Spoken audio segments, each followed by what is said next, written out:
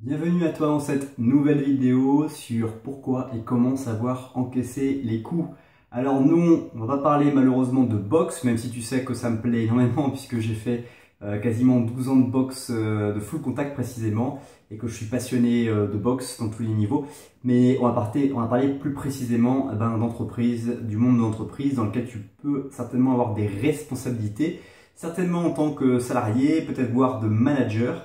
Et aujourd'hui, je vais partager quelques idées avec toi sur finalement ce que j'en ai appris et ce que les choses que j'ai appris sur finalement le fait d'encaisser des coups et de comment ça m'a permis de pouvoir progresser, d'avancer et de me stimuler, que ça me stimule encore aujourd'hui.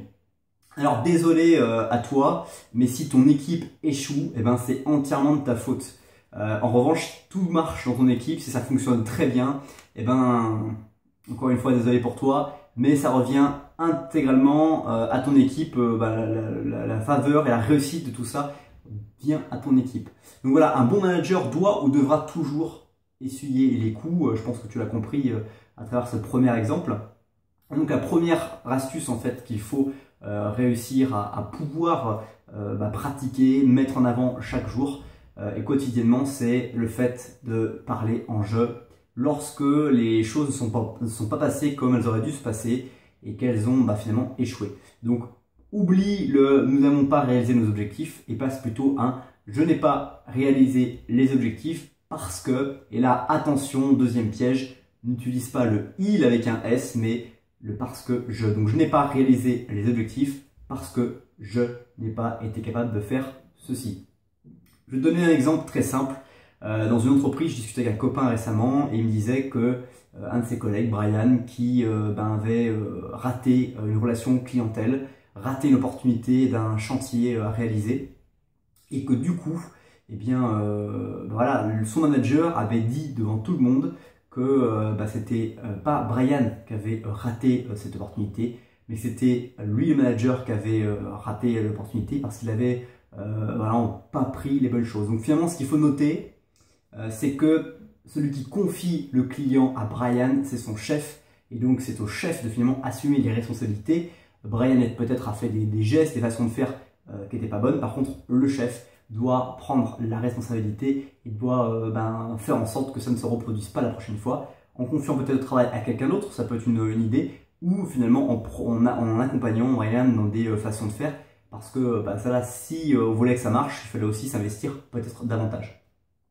Donc voilà, rien ne génère plus de loyauté qu'un chef qui se lève et qui dit je porte toute la responsabilité de ce qui est en train de se passer, ou je suis un des acteurs majeurs de cette défaite. Il n'y a rien de mieux qui génère de la loyauté, comme tu peux le savoir et comme tu as pu certainement déjà le voir. Alors on pense souvent que c'est dans les films, il y a beaucoup d'exemples de personnes qui arrivent à porter en fait cette responsabilité. Alors pourquoi? C'est aussi la deuxième grande idée que je voulais partager avec toi. C'est difficile à encaisser les coups, c'est difficile de porter la responsabilité. Ça demande de l'assurance, ça demande du courage, ça demande de la confiance en soi et ça demande surtout une grande dose de maturité. Comme tu sais, à travers cette vidéo YouTube, on parle beaucoup de confiance en soi, de maturité et c'est l'une des clés pour devenir un bon manager, l'une des clés pour être un leader, c'est de finalement avoir confiance en soi parce que on ne peut pas douter de soi sans douter des autres finalement, parce que si on doute de soi, on va douter de la nature humaine dans sa grande globalité. Je ne vais pas rentrer plus dans ce détail, mais voilà, tu peux penser que cette attitude te nuira ou te fera paraître incompétent, celle de finalement porter la responsabilité pour les autres, ou porter la responsabilité pour une équipe, mais c'est ton rôle. Tu as confié des missions à certains, tu as défini des choses, et du coup, tu te portes le responsable de ces définitions de mission, ces définitions de tâches aux autres, et tu dois finalement progresser. Et moi, une idée que je voulais aussi partager avec toi, une troisième idée que tu peux retenir, c'est que si ton patron te voit te lever et te dire « je suis responsable de cette non-réussite, et voilà ce qu'il faut faire pour ne pas que ça se reproduise à l'avenir », je pense plutôt que ton patron ne verra pas finalement un échec définitif, mais il te verra comme le futur membre du conseil d'administration ou membre du CODIR à court, moyen ou long terme. Voilà, j'espère que cette nouvelle vidéo sur comment savoir encaisser les coups t'a plu. N'hésite pas à écraser le petit pouce bleu, à partager cette vidéo si tu l'as appréciée. Comme d'habitude, j'ai besoin de ton feedback. Si tu as le moindre commentaire à faire, n'hésite pas à le laisser dans la liste déroulante en dessous de cette vidéo. Et puis, en te remerciement, si ce n'est pas encore déjà fait, je te propose de télécharger gratuitement l'information pour sortir de la routine qui va permettre de pouvoir te découvrir et gagner un brin de confiance en toi, de pouvoir stimuler ton quotidien avec des astuces, quelques idées, en fait, quelques principes que tu peux mettre en place dès maintenant, dès aujourd'hui, dans ta vie pour sortir de la routine.